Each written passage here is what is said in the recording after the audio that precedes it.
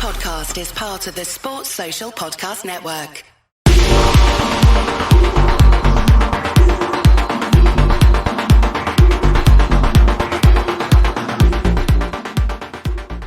Hello and welcome to this week's edition of the SRC podcast. Joining me, Big M, as always, the one and only Double R, Mr. Rob Reese. Good evening, my friend. How are we?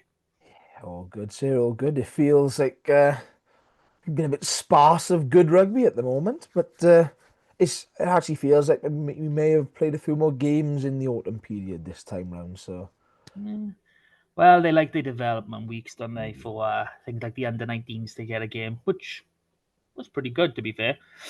But anyway, before we kick off, if you don't already know, we here at the SRC podcast, we have no insight to nobody. Our opinions are our own, they don't influence no one or nothing. We're not having secret chats with people behind their backs and putting comments out here or there. Well, I blame John. I blame John. It's got to be John. It's always John. It's typical John. But yeah, our opinions are our own. We just read into things. Anything we say, it's just what we think. We got no backing or evidence to actually prove that. But anyway, all John's fault, as always. And he couldn't be with us because he's tired. Oh, poor baby. Oh, I think he said, I was up at 4, boys. Work was hard. That's what we got. Terrible effort. Absolutely terrible effort. And I'm ashamed. Again, we're not going to have any odds. And he hasn't actually given us his prediction. So I think we can go free reign. Yeah, let's get into him. Let's get into it. Well, he's above me in the league, so I'm out to sabotage now. Well, one sec. Let me just double check, because I don't want to say he's above you, because there have been some games, in the last few weeks, which we will start talking about now. Okay, yeah, we're both above you. Are we? Actually, no, because I haven't corrected them. Oh, I haven't corrected them. Prediction League update live on air. Yeah, because obviously round 8, round 9, it's a bit of a kerfuffle with these things. So I've got 2. John's got 1. You've got 1. So yeah, John's still above you by 2, and I'm above you by 3. Haha, so leader again. Yay. That's what you get when you back Carmarthen Quins. Upper Quins, come on. Ooh. And that's a good place to start, because who doesn't like going to tag and just having a nice, comfortable, easy win? Because let's be honest, that's what it felt like in the first half. It felt like it was going to be a stroll in the park. Couple quick fire tries, straight to 14-0 up. Obviously Abraham pull one back. Reece Fawcett, the man of the hour. Obviously crosses before halftime, so 21-7 at halftime. I do want to touch on one of them first half tries. Tommy Williams, Quinn's wing. I've sent you the video now, so you can have a look at it. It's a beautiful piece of rugby. Absolutely beautiful. Man hits up in the 22 and just nice and simple hands. The last one was really, you had to ship that ball out fast. And then young Tommy just steps the fullback and straight under the sticks he goes. Brilliant try. And he'll have some more talking in the second half as we come in. Obviously, Abraham, they like a fight back. Let's be honest, they do like going behind every now and then trying to make their way back, but he didn't quite do it on this occasion. I believe it was about midway through the second half, and they pounce on an intercept. And honestly, for all love and money, he looked like he was away. But honestly, Tommy Williams, he's tracking back literally, what was it, about 75, 80 meters? He looks like he tracks back, and he just takes him down just before the line. Nah, that is one of... We talk about try-saving tackles and stuff like that, and everyone obviously talks about when it's going the other way.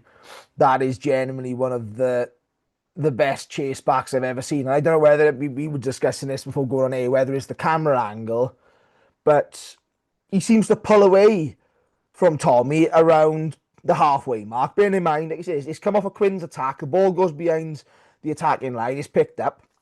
It's gone 20 metres. The next 10 metres, from the halfway line to the 10-metre line, you think he's pulling away here, and that's it. And then by the time he's from the 22 to the 5-metre line, he must have gained 4 or 5 metres on him. Yeah, Absolutely incredible. it was. He did. He was looking. It was as if his acceleration had just pulled him away. He's like, I had enough, and then his energy just absolutely dipped. And he's like a tyrannosaurus. You think they're slowing down, you turn around, and they're still over your shoulder. Unbelievable defense. Fair play to the kid. It's brilliant to know that this is just his first season. So this is his first, what was it, 3 months of senior rugby. So, brilliant work from the kid. Isaac Young then scores the final try for Quins to make it safe and get the bonus point. Bonus point for Quins. Amazing. About bloody time we got a couple of bonus points in there. Finished 28-19. So, disappointment for Aberafan, but let's be honest, John's not here. Who cares? Really? Yeah, Get into him. Yeah, so that left Quins in a nice, cushy second place in this little break, so very happy with that. Another game on that weekend, Bridgend hosting RGC. And just, wow. We all backed Bridgend to do this, just looking at the league placings at the time. And RGC have proper done us in by you. They've blown Bridgend away. Absolutely blown them away. 24-7 up at half time and finishing, getting over the 50 mark against anyone is brilliant. But doing it away from home, at the brewery, it's a completely different pitch to what they're used to. As we repeatedly say, these are artificial fast runners, but Christ, they've done it on grass this time. 54-26, but then did get that try bonus point in the end. I am thinking we should probably adapt, that got to win by 3 tries or more rule. I think that bonus point system is slightly better, but there we are. Conversation for another day. But yeah, cracking win for RGC, and it really has pulled them off the bottom, and put Bridgend in their place, I think. Yeah, like I said, this one came out the blue more so because of the score. And as you say, is all of a sudden Aberafan are in 6th. And yet that's Aberafan, Jesus Christ. RGC are in 6th. And you're going, how? Like they've been rock bottom, they've been not looking like they've been doing a lot. And that's how close this table is, and that's what we've been saying for such a long time. But yet again, I've been disappointed in Bridgend. They're showing things in spurts, and it's so inconsistent. Is that discipline again? You can't be giving away that many enforced errors or that many penalties and expect to be in a game. And to do it at home, and we highlighted it, I think, I don't think it was the last pod, it might have been the one before, where their run, it goes off a cliff. Now, from Christmas onwards, they have, because of their fixtures being kind to them so far, on paper, in who they've played and where, they've had a lot of home fixtures due to clashes with the Ospreys moving things around. So they've got an away from home heavy presence in fixtures. I think in the actual fixtures they've got left, which are 10 games, I think you look at 7 of those as being extremely difficult games. With the likes of Quins now playing well and people like that. Aberafan is never an easy game with the way that they're developing. So all of a sudden you're going, well, Swansea have come up. Everyone is above that level. So every game now you're looking at it going, well, where's their points coming from? And at the moment they be going away. They be travelling to Dunvant to play Swansea in the playoffs in that first round. But the interesting part is they sandwich Pontypool and Newport. I know that's a strange one to see as well. It just shows you how crazy the season really have been. Newport obviously had that tremendous start. 0-5, absolutely amazing. Really should have been 0-6, but someone bottled it. We won't say who, shall we? But it's been a strange all season. Yeah, like you said, Aberafan, they're 50-50, 4-4 now. That's slightly better than last season. Quins, what was it? They won 6 games all last season. They've already won 6 after 8. Swansea, as you already mentioned, everyone is looking so much stronger. So it is our place. And I did manage to have a little chat with good old Scott Baldwin. And his words for the game was the performance was unacceptable. Weren't competitive in any areas they needed to get a foothold. Defense basically didn't function and was way too easy to break, especially in transition. You know, lost a very, very, very deflated at how things have gone so far this season. But like we have seen with Newport, you never quite know. We know Bridgend have got a solid team. They've recruited well, despite what the table is telling us. And who knows when a turnaround is coming? And that can be from any team. Any team can start losing, winning, as we all know. So it's an intriguing one, and I think this weekend's fixture is probably one of the kinder ones, even though they are away, just based on the league table. And, obviously Swansea were pretty impressive in those Newport wins, but Newport have obviously picked up now. So, I think we're actually getting ahead of ourselves a bit by here. So, let's bring it back. I think what Bridgend got to be careful of you is they don't just fall away at the bottom. So they're 2 points adrift, which is not a million miles, but 3 teams above them have the game in hand. So all of a sudden, you could see that gap realistically opening up, and all 3 of those sides play this weekend in separate fixtures. So it's very feasible to see that gap opening up. And that's what you've got to avoid, because it's a bit like anything. If you can hang on the tails of people, that's when you have a bit of confidence, right? You take a positive from everything then. But yeah, at the moment, like I said, their performances are just too inconsistent. 1 minute they're looking a good team, and then the next minute, like I said, they're looking like a team that deserves to be sat at the bottom of the table. Yeah, their only saving grace, and this has helped Newport massively as well, is they've managed to pick up quite a few bonus points. They've picked up 6 bonus points so far. So 2 wins is nothing. A couple like RGC have got 10 bonus points. They've only got 2 wins, but those extra points do lift you up the table. And those 3 teams immediately above them, like you said, they're all playing Swansea, Newport, both at home. You could probably see them both winning, given how it's going, and then Pontypool wouldn't be against them picking up a bonus point or 2. And they're staring at needing, bonus point wins just to get into 9th. So, hard time at Bridgend at the minute, but no doubt something's got to give, and it will give at some point.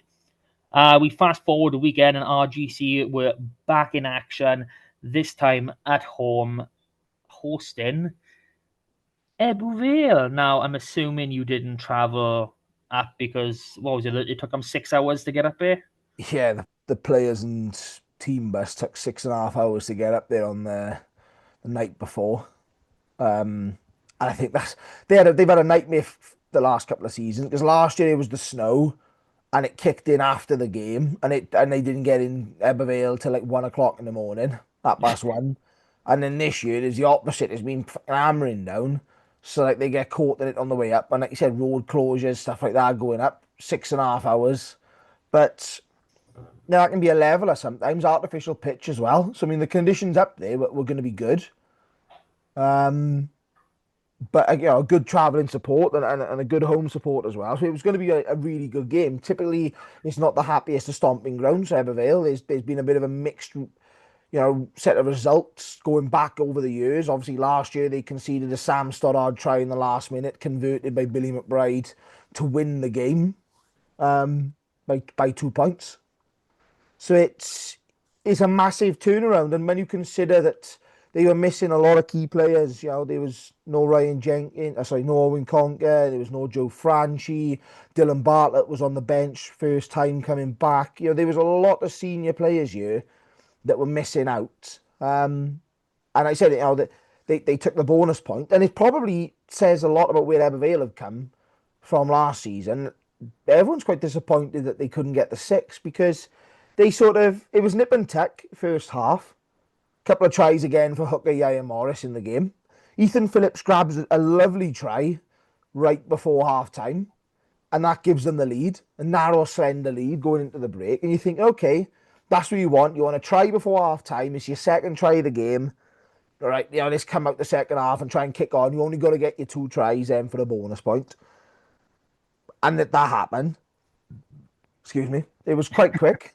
It was one of those games that 10 minutes, 15 minutes after the break, they started getting into RGC a little bit up front.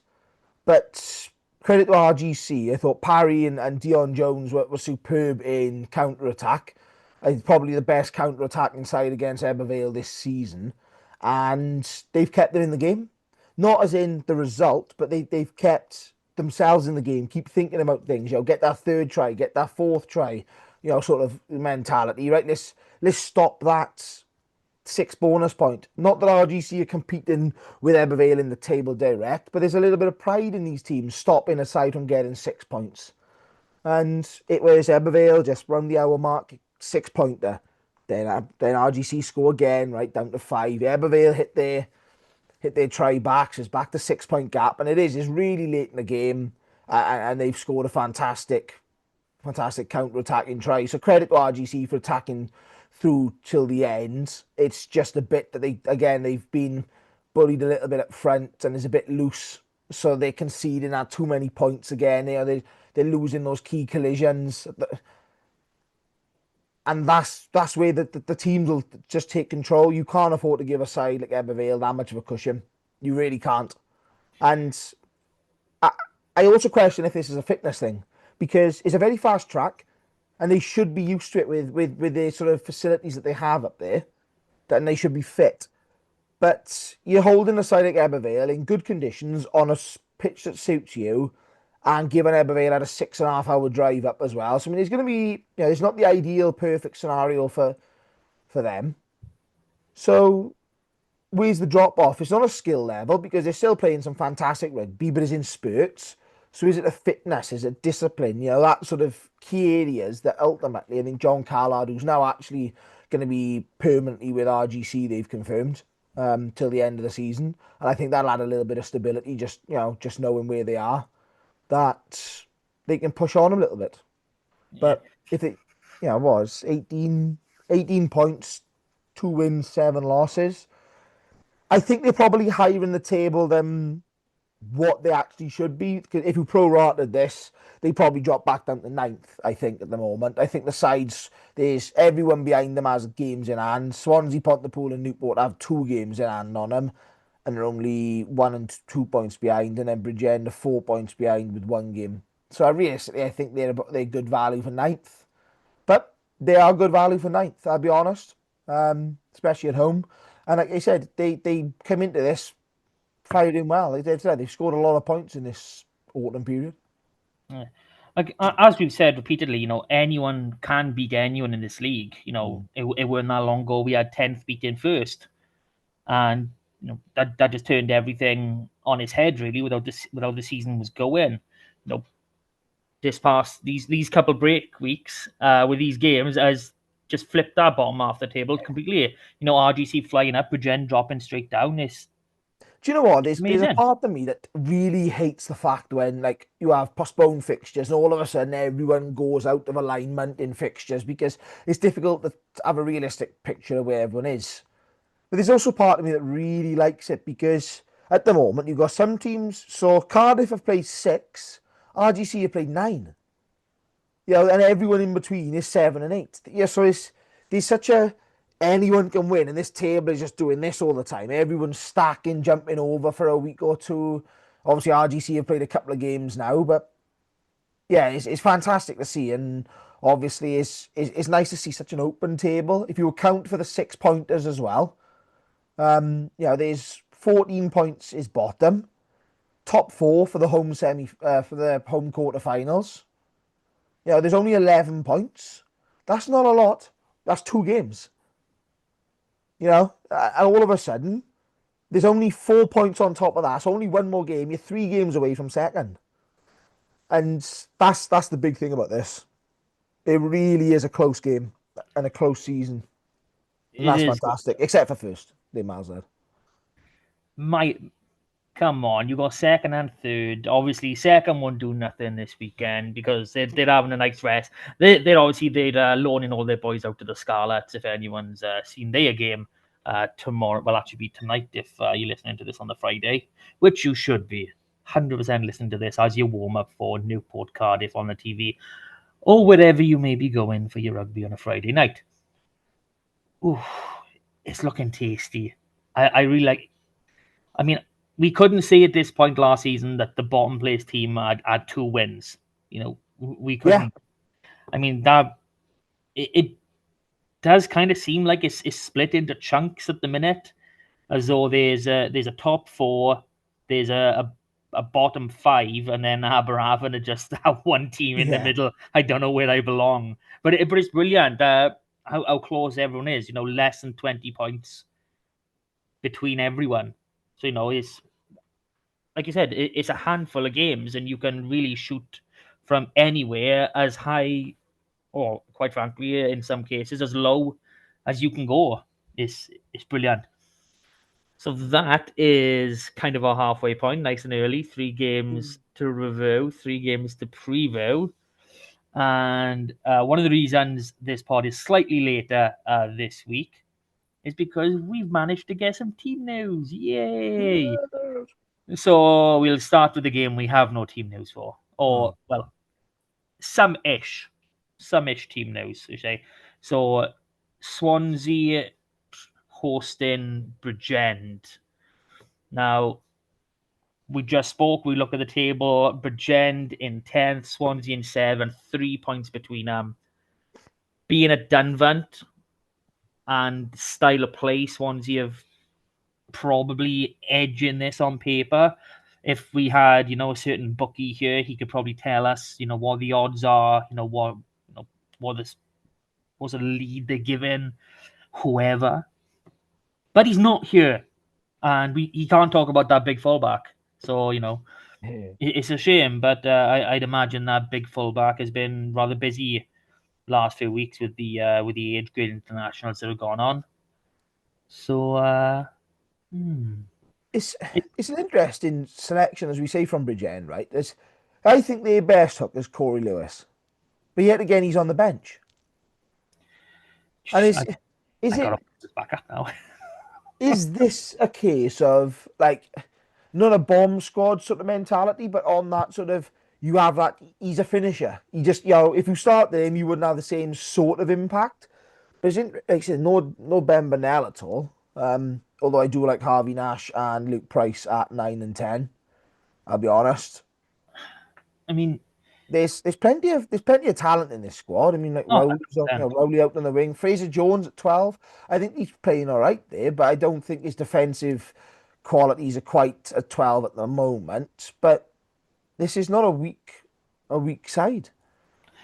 no, not by any stretch of the imagination. I mean, looking at the bomb squad idea, I mean, yeah, I probably do agree with you. Corey is probably the stronger of the two hookers.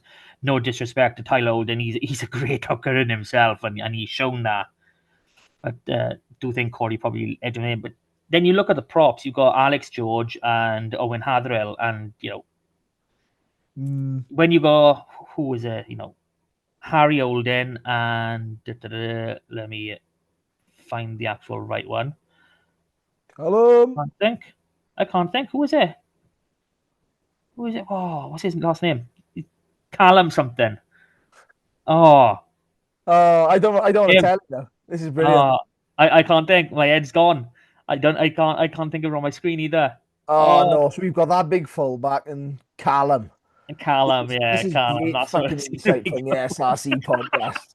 That big fullback, which is apology. I mean, at this stage, Liam Lewis must be Edwards, the loving old this. Again, this is brilliant. Like I said, Lou must be listening on, going, "Well, at least I'm famous at this stage." And now we've just got Callum. Callum. Well I done, can't. Matt. My head's gone. I can't even think. It's the one that doesn't have the initial for the last name, so I'm literally drawing blanks. I'm going through every single Callum in the league. Honestly, I'm probably naming one for every side in my head. I just can't think by ear. So apologies, Callum. But yeah, go on, shame me, please. No, Not you don't know either. That's why. no. I'm not telling you, this is fucking He brilliant. doesn't know. He doesn't How know. long do we need to Ah! go? How long do we need to go, Matt? This is brilliant. I go Yeah, all yeah. fucking night, but And all your missus says. Okay, back to the rugby. So what is it? We've got it's it's a strong bench. Obviously got Evan Hill, Kyle Harris, Chris Williams. It's generally what we've been seeing from Bridgen. There's not a great deal of change in with the likes of Lloyd Wilkins in there as well, Ridian, Greenall. It's pretty much a set bench from what we're seeing. Like I said, I do like Fraser Jones. I liked him when he was playing Scarlets 18s down here, playing more 10 back then, if I'm remembering rightly, because I know he does flitter in from now and that's where then. he started, right? Was when he came into the SRC was as a 10. Yeah, But for obviously Cardiff, they've wasn't yeah, and they've he's gone to Bridgen and it's where there's that 10 thing again, isn't it? Because they've got Luke Price, they have Ben Burnell, and it's like they're trying to bounce several people. Oh Christ, he plays for Leith now as well. Paul Short. Oh, oh, damn. Eh, You so go. last season they had like this selection. This season they've done it again. And don't know, you need your depth, but obviously I think Ben Burnell can play really well at 12, and it's just like developing that sort of your combinations, but also just getting players used defensively to a position that they're not naturally used to. Yeah. Because this is a level where you get found out. But this is it's a very interesting game. Like I said, there's not a lot between the two sides realistically. I mean, I would say they've probably got their best back three. Ed Howley, Ben Evans, and I keep saying Rowley or Rowley. I never get it right. I can never remember which one. I think that is Callum. that is probably their best back three. Obviously Jake Thomas does come into that equation on the wing. Sent does. I mean, it's obviously Joseph Gatt is their 13. He's a 13 choice. He's only 13 they've used. He's obviously the guy, but they started the season with Tommy Morgan. They switched into Ben Burnell for 1, 2, 3, 4 rounds, and it seems as though they want to continue with that sort of playmaker at the 12, which is obviously where they've started bringing Fraser in, and yeah, it's obviously he doesn't seem to be a natural 12. So is there's some bit of an issue, but they, like you said, defensively getting used to it. I mean, 10, 12, as long as you play it for long enough, you do adapt. But I I do like Nash at 9, but obviously him, Chris Williams, and now obviously bring in Dan Roderick from RGC. Brilliant depth in our number 9 jersey. I mean, keeping them all fit and match fit especially is a hell of a job. I mean, what is it? Nash has started most games. But then you got Chris Williams, but he's captained them a couple of times. So you're thinking it is embarrassing, but then you look at the 10 situation and ooh, it doesn't seem that they can keep all of them fit for whatever reason that may be. Yeah, I mean, you said this was a Denvent. it is, isn't it? Oh, Where is it? hang on, ready? Swansea played Dunvant. On there. The fucking brewery field. You serious? Have I Yeah, gone the wrong way round? yeah. What have I done? What have I Ready? done? That's the logo. Swansea home. What have I done? Have I? Oh, Mark's having a mare. Okay, it's right by there. He's lost his head on Callum. No. It's not Callum. It's not Callum. It's the same thing. They must have swapped the fixtures, and I've not noticed. Because They've done you dirty, Martin. I'm gonna go dig in by here. I'm gonna try and find the original fixture list. I And was going, hang on. Denvent? it's me all over. It's 100% me. This wouldn't happen if John was on the podcast. I know it's John's fault. It's Because all we'd John's still fault. be on Aberravon at this point. We probably would. That's the thing. Oh, absolutely brilliant. I gotta be honest, though, I think Yeah. I've got one by you. Yeah, Swansea at home v Bridgend, Friday 21st November.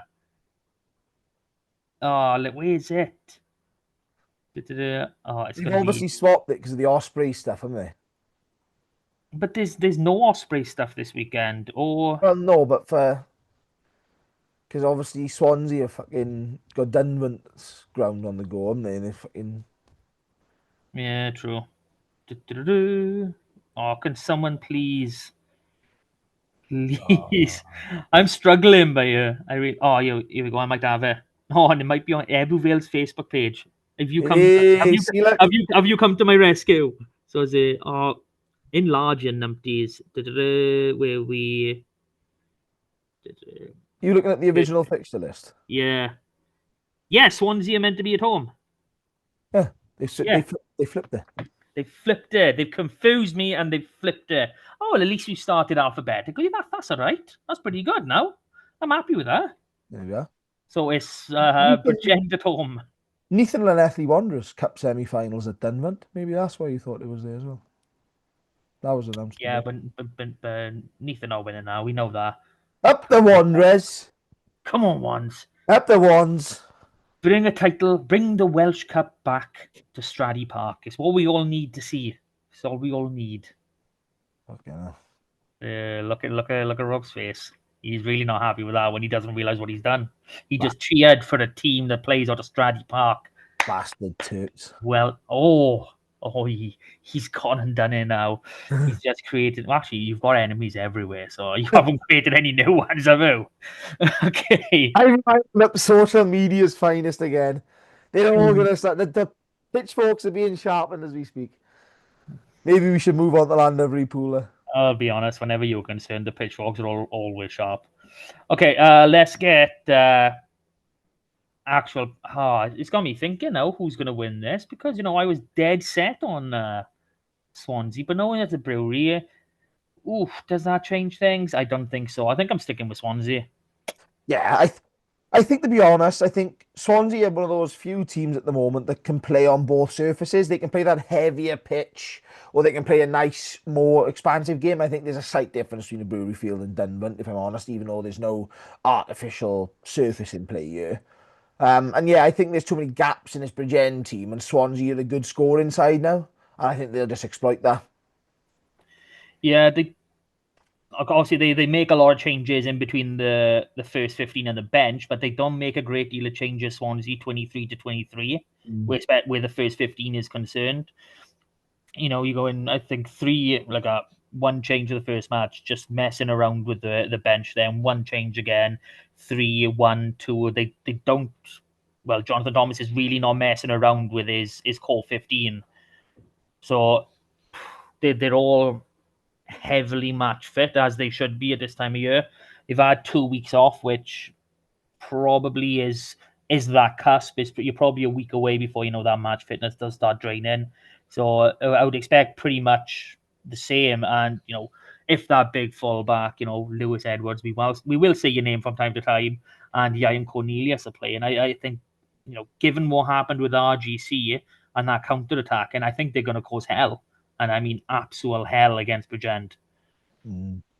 So let's take us to that next game. Like you did say, it is Llandovery against Pontypool. And let me just double check now. It is at Churchbank. It's definitely at Churchbank. No one has messed around by here. No? No? Okay. And we do have team news. Drovers have posted theirs to socials. Thank you very much. I don't believe Pontypool have at this point, but we are Facebook only. They've done a Facebook post only. meh. Yeah. Well, what's the point in that? I think that just tells you the age of their fans. Really, if you're more Facebook related, it tends to be a lot older fan base, as is a lot of stuff with the Scarlets, unfortunately. But that's a different story for a different podcast. Okay, so some tidy little clashes by year. 15 is style against style, I think. Jack Maynard against Carrick. McDonough. Oh, I again, names and pronunciations escape me. McDonough.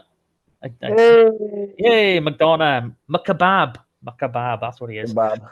Yeah, that Big two Mac. two pretty different players for this. And that's going to be a nice matchup between them. To be fair, probably tells us how Drovers are more likely to play. I mean, they haven't. I don't think they've started Maynard at 15 this season yet, have they? No, he hasn't. He hasn't started at all, has he? No, It's been one of those ones they've had one of those ones. Jack Davis, And Kian, yeah. and Kian. Kian Abraham for anyone. Yeah, they've been first start for Jack Maynard at 15. So I think it might mean they're going to place a slightly different type of game. I think this is going to be a territorial game. I'll be honest. They've got a very settled backline as well. There's as in Oh, that's experience. yeah. That's You've got the if you two want to win a Warren game. brothers, Rodri Jones, Jack Maynard, Johan Hughes, and Lee Reese. I mean, that that there's probably 600, well, more than that. Lee Reese has got nearly 350 games from. There's probably 1,000 games in that backline Easy, absolutely for easy. Landovery now as well. Like if people don't know, um, I mean, I'm looking forward to Lee Reese versus Morgan Lloyd. Both like to take it upon themselves just to get that game going again. Lee Reese loves a penalty tap and go and utilising that 10 yards and then getting it out wide and that's where, like I said, this back line is experienced. They'll know all about it. They'll get going with him. They get the support lines and quick speed of ball. And I think that's where Pontypool are just going to be sharper this week. Is I don't they've got their struggles up front, and I think it's going to be very interesting. Like I said, they've gone with a split Landovery. They brought Jamie Hughes in as the experience, yeah. but then they've also got Gabe Hawley on the other side of the front row, adding a bit of youth. So we've seen them go either all youth or all experience at this point of the season. They've split it for the first time with Cam Lewis in the middle of them. So I think Landovery are going to get a lot of good ball here. I think they're going to kick it off the park. I think they're going to target a bit of a set piece, hit them off those options. And like I said, it wouldn't surprise me if we see a couple of tries across this backline. Yeah, that sounds like. I think a 10 battle is actually pretty interesting. You've got your Johan Hughes, who he dominates at this level, but for whatever reason, that next step up just hasn't come. And then you've got Harry Ford, that seems to have got a pretty high ceiling, but haven't seen him consistently then dominate across this league. No, I think that's where he needs to transition now. Is he came down from RGC to the Dragons and he needs to just step this up now. So he's got an opportunity. Kieran Meek's on the bench, so I think we might see him move around. He offers a fullback option if they want to move Carrick onto a wing, for example, as well. But yeah, I think he just needs to be a bit more consistent and a bit at that higher level because he can reach it, but you've got to own a game now, and that's where someone like Morgan Lloyd, he's young, but he controls and owns the game, and that's what you're looking for in these youngsters is that ability and that innate, experience in the brain that you can't teach it. You can gain it, but when someone's got that sort of innate knowledge and that intrinsic feeling of how to play a game and what options are on and not on, it just helps massively from a young age. Yeah, I mean, just looking at Pontypool's pack, and I'm thinking that's obviously Morgan Allen, Scott Matthews, Kelvin Williams. That's where the majority of their experience. Joe Davis as well. Yeah, That's where a lot of their experience is coming in, and that's magic. Like the back five of the scrum. I mean, that just looks like an immense battle. You've got Joe Powell, Ocean Davis, Chris Long one side, Joe Davis, Scott Matthews, Morgan Allen the other. This just looks intense. I think you could probably pick either this or the actual television game, and both of them would be absolutely outstanding. Oh, why we need more televised SRC games? every game should be televised. Oh, and that's a step too far. We don't want to go be in like English Yeah. Championship on Clubber TV. Always, I can't remember what it's called. It's some crap. Just search a Championship if you fancy watching some of their games. They're all free. But no, it is looking really tasty. Benches. I mean, It's a lot more open. I'll be honest. There's some good options here for Pontypool. Kieran Best, Evan Minto, Logan Franklin, the young Dragon scrum half, Kieran Meek, Rodri Cole as well, which is is it interesting. is it Roger or is it Reese? Reese. Yeah. Hang on. There we go. Get Hang it on. right, Bob. Hang on. Let me just double check. You might be putting a Callum on me, but you or another Dunvant. You know, I don't trust you at the moment. Nah, it is Reese Cole, yeah. Hey, I told get you in it was there. fucking Reese Cole. Aye. Yeah, Yeah. but I mean, looking. I mean, if we talking hookers, I mean, obviously Finn Thomas has been around with Llandovery for a little while, but he's never really been a mainstay like he has this year. And obviously Corey Lewis has obviously transferred in from Aberafon. He's really stepped into that starter jersey. I mean, I don't know why he was just wasted in the ways against Aberafon. Some of his performances have been Cameron Lewis, or Corey, stuck on bloody Bridgend again.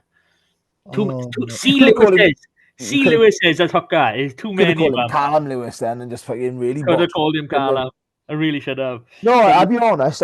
When they signed him, I thought a bit like, well, yeah, I know that they're losing some significant experience in that position, but I didn't feel it was one of those moves that was like, right, listen, this is gonna really step Landovery up. But he's been a really good player for him this season. He's having a good season.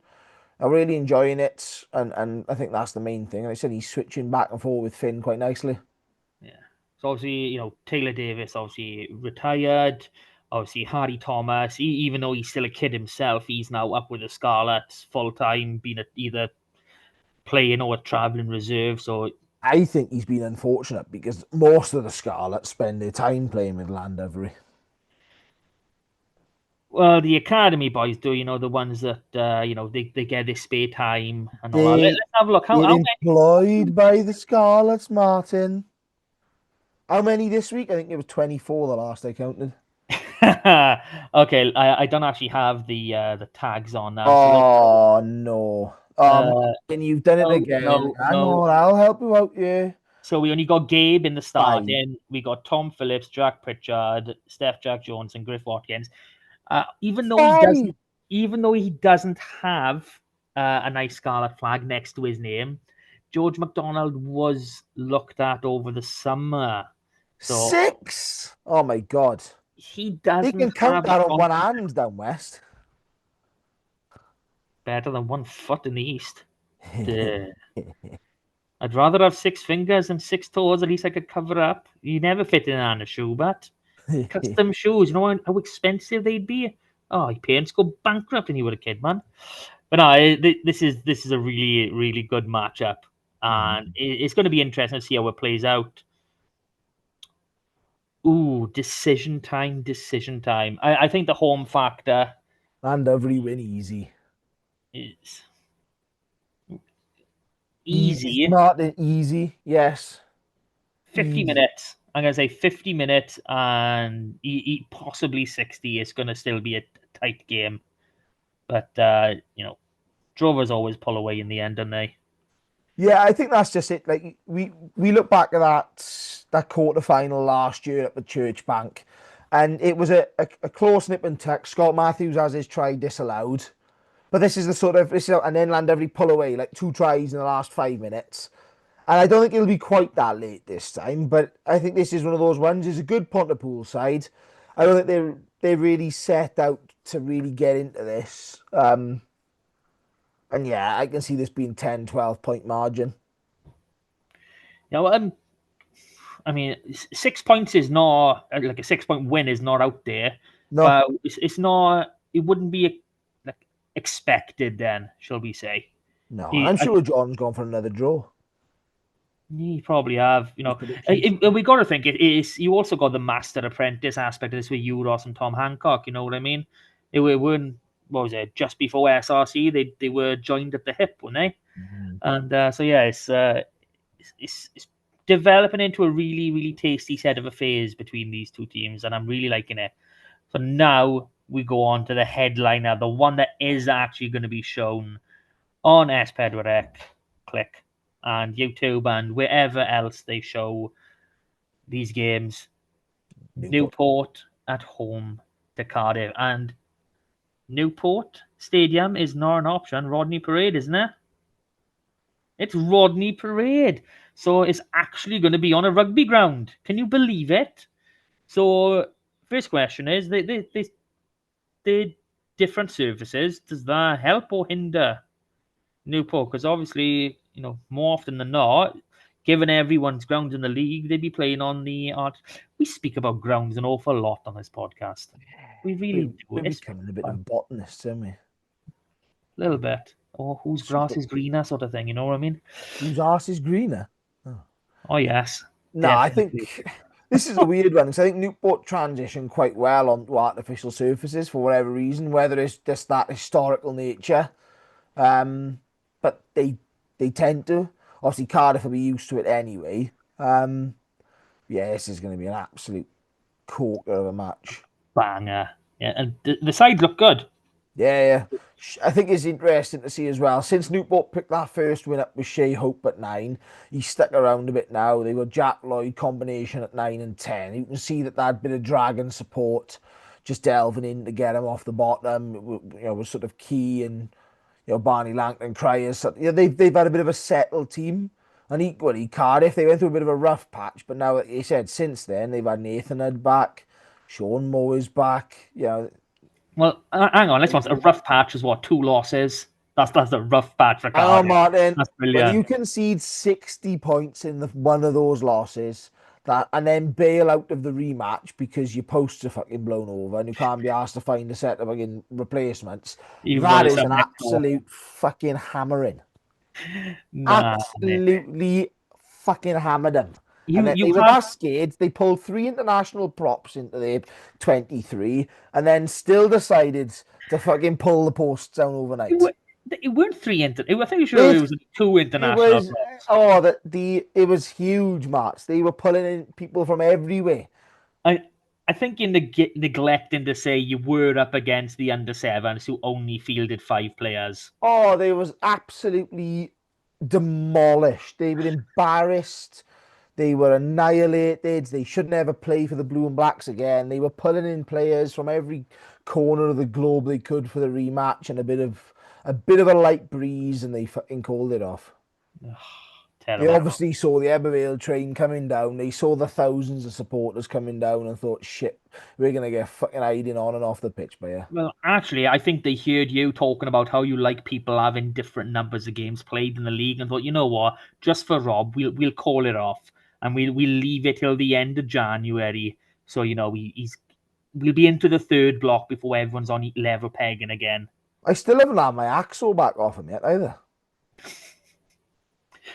Oh, the cheek on him, the absolute cheek. Okay, the actual game now. I believe Ben Roach and Sean Moore are both up for 100 fixtures each for their representative clubs. So, bang on, boys. Excellent achievement. Up the Clubs can be proud club. of you. Yeah, as you know, halfback battle is going to be key. Evan Lloyd and Lloyd Lucas they've created a brilliant partnership this season. Absolutely brilliant. And they're both young boys. Well, I say youngish in Evan's case. Don't snigger at that one. When you think the other one is bloody barely out of nappies, it's okay to say. But it's been a great combination for them and Cardiff. It's working really well. Obviously, you've already mentioned Shea Hope and Jack Lloyd. Come on, let's have a look at that 11 jersey. Finn Baker versus Dewi Cross. Oh, I mean, the only problem is they're both on the left wing, so they don't get to I lock eyes. They don't no. get to lock eyes and then maybe have a clutch and a kiss at the end of the game. Yeah. It's just not there. They'll have to walk all the way across the field with that. But It's interesting to see 23 though for Cardiff. Aled Summerhill. Summerhill. Yeah, it's been a while. Been a Yeah. while since he turned out for the Rags, haven't it? It is. I mean, you think about it, he was a Pontypridd boy for most of his time when he was allocated out. Obviously, once again, Cardiff are shit out and are pulling in players from you know, all over the country, But calling players. they're Yeah, 20. The 22 is a relatively. He's a new signing. We haven't seen much of him. Stefan Crimp. Do you know much about this guy? I mean, I'm not brilliant on him, if I'm totally honest. no, I think Cardiff's recruitment this year has been relatively interesting. Normally, they're quite busy. You see a few big names coming in. I think they've been a bit more shrewd this year. They got Ben Murphy in there as well, set to make his debut. So I mean, it's interesting one. Jordan Morris on the opposite side of him off the bench. Bradbury, Kobe Reese again, new signing for Newport this season. Morgan Williams, new signing this season, one of their better players. He's on the bench. This Harrison James, ex Cardiff, lines up on the bench for Newport. The benches are just all new signings, except for Craighead. He's an old bastard now. That's a bit harsh, but okay. Yeah, no, I've spoken enough about Jordan Morris on this pod. I think people know he's a big boy, and I like the way he carries. Nearly as big as you, man. No one's as big as me. No one gets over 5'6" to come close to me. But honestly, I think that day will never come. Never. I'm trying to think about the terminology. I can't think what it is. Pig in the passage. That's it. I know. So let's have a look at some more matchups in this. Where is it going to be one? I think front row. I think scrum could be really interesting. You know, Davis King, Alan Reese, and Tyler Grockett or whatever the hell it is. You know, that's a decent front row to say the least. You know, size wise, we all know how big Davis King is. You know, I've never liked front rows where that height is just off. I think it causes instability, especially when you're pushing from behind. Go into it another time, but there we go. But on the other side, also you got Mr. Harris, Langley, and Devine that they combine to do some good hard work. Fair They play to those boys. they settled as well there. I mean, Wade Langley's starting to come back after being out a little bit, but Devine and Garin have sort of settled into those jerseys now. And that's very interesting to see. Yeah. Because that is, as you say, that's a big. Alan Reese is fresh back. I don't think Davis King's had the greatest of seasons. Tyler Grockott has again, I think, been out injured this season at some point. So he's more settled than the Newport side, but I think the top end quality is on the Cardiff side. Yeah, don't think Davis King's actually played that much. All in, we'll have a look at. Well, we'll probably have a look at that later when we're not about Locks is a good battle. You know, Sean Moore, obviously, Tom Cottle has been brilliant coming down from RGC. But, you're going against Skinner and Langton Cry. That is a battle in itself. You can just watch the 4 and 5 on both sides all game and just be so interested. Every single ruck, every single tackle, just keep an eye on them. We go into this back row and, Delarue, Hud, and Evan Reese, who, I'll be honest, he seems quiet, but the amount of work he actually goes through is brilliant. He's just one of those sort of back rowers that they don't get the plaudits because they don't do the fancy stuff, but they're just in everything, and it's absolutely brilliant. And obviously, we've got Ben Roach, Joan Davis, and Mr. Ward on open side on the opposite. So And the Ward, what a name. yeah, let's not talk about that first name. Brings back bad memories for me. Uh, yeah, I'm struggling to see where this one on paper where any big advantage comes from. I'm really not seeing it. I don't know about you. I don't know if you're thinking maybe the experience at the Newport Centres kind of does it over the Cardiff. Possibly, yeah. I don't think this is the best Cardiff backline we've seen this year. And again, they like to change positions up, and yeah, I think that's that midfield. They've had Osh and Darwin Lewis in there recently. Steph Emmanuel. And I just think Jason Harries has come in and played a little bit there, but is it a relatively a very inexperienced partnership altogether, and there's not no experience here at all. I think that sort of Reece Cummins at fullback. I think Newport will be targeting quite a lot through Jack Lloyd, Carter, and Penny, and again Morgan Williams coming straight off the bench. So they think they're going to be targeting certain aspects of this, but I very much think that it'll be like you look at the packs, and there's nothing between them. Yeah. I mean, again, looking at the Cardiff back three, and you've got Cross on one side, Goodchild on the other. I think if you go in to target someone area, I think you're kicking a lot more centrally in the pitch. I think you're avoiding both of those wings because either one of them, on transition, they collect that ball in just a little bit of space, and as we've already seen, in plenty of Cardiff games over the last year or so on TV, they can just shred you apart. It's brilliant. So I'm like personally, I'm gonna give it to Newport because it's their home ground, and I want Cardiff to lose. So, and it's not me being anti-Cardiff and me being mean like that. Quinn's a second in the table. Cardiff losing benefits us. That's how I'm go. That's how I'm getting away with this one. So You're so biased, Martin. biased. Yeah. You don't say. You don't say I'm Biased, biased. one-eyed, rose tinted. All of these things that Episcopalian. they're shouting Yeah. at the referees. Yeah. Hell, you shout. You admire where you want to be in it. Come on, Embert. Where do you put in the last of your chips? I think Newport.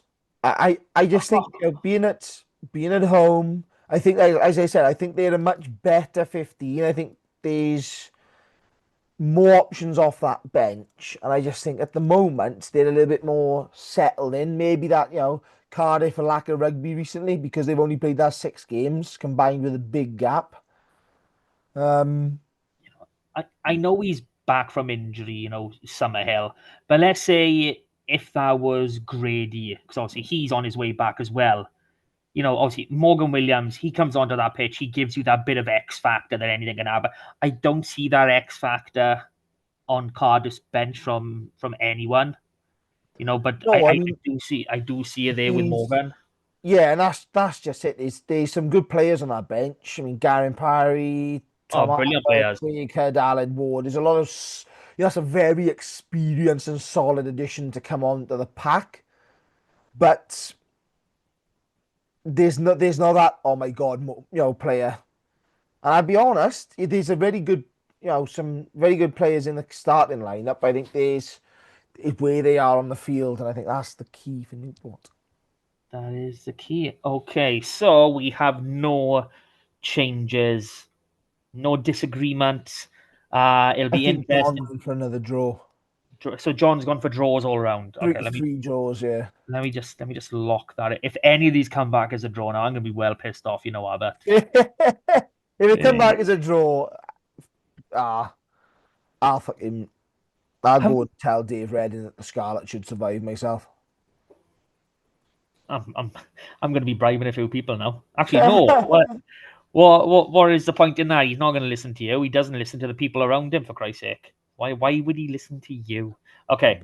Oh, I just realized I started doing something in his prediction table, and I gave up after week 1. I was counting the number of home and away wins. I've literally done it for the first week. Obviously, that's why you lose track of where fucking games are playing, who's called who. Exactly. You give up, man. I give up not even a weekend.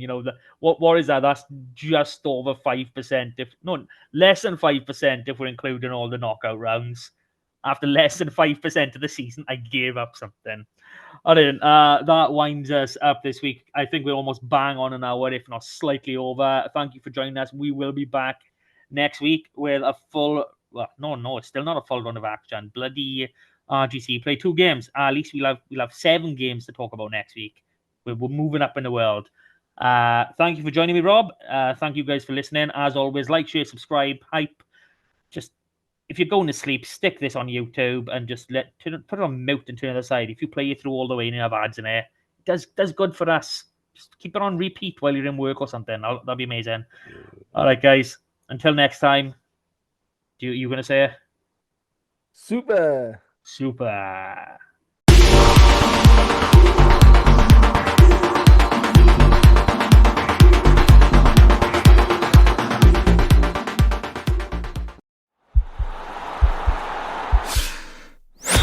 This podcast is part of the Sports Social Podcast Network.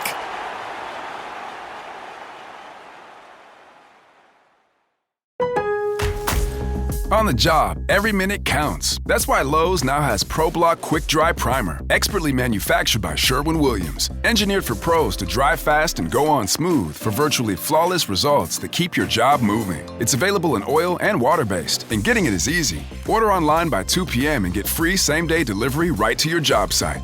Lowe's, we help, you save. Orders placed after 2 p.m. will be delivered next day. Valid in select zip codes. Subject to driver availability. More terms apply.